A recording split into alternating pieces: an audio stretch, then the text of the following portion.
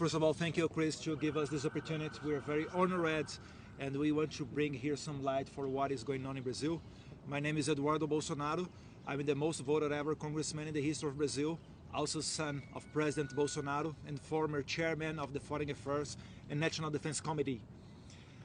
I have always warned in my speeches in the Congress about the dangers of my country turning into a Cuba or Venezuela with their concentration camps.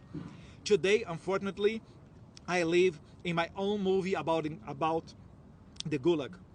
And for those who think I'm exaggerating, I will cite here few simple names. Felipe Martins, the international advisor to President Bolsonaro, as Jared Kushner was to President Trump.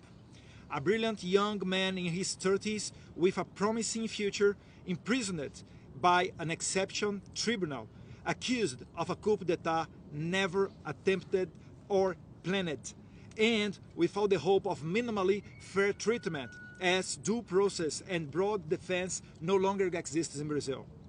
Colonel Câmara, the Bolsonaro security detail, who is now also in jail accused of an imaginary coup d'etat.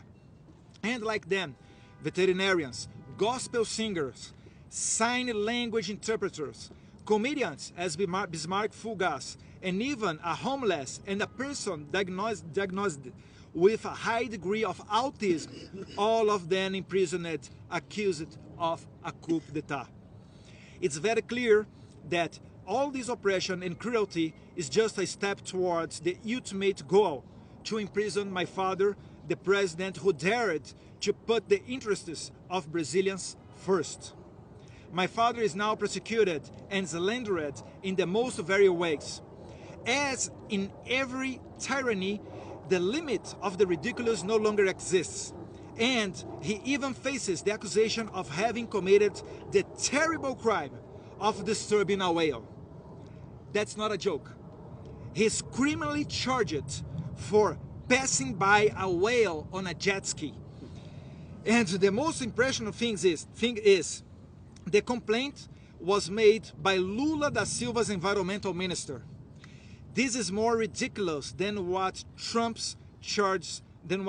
is having as charged here in the United States. My father is also accused of attempting a coup d'etat when he was no longer president. The judiciary, appointed by the Communist Party in power, want us to believe that my father waited to leave power, and when he no longer had the armed forces under his command, attempted a coup d'etat with elderly and unarmed women, all of these thousands of kilometers away from Brazil, when my father was in vacations in the United States. Going to the end, they want us to believe, Mr. Chris Smith, that women, elderly ladies, and all kinds of ordinary citizens, unarmed, are a danger to the rule of law.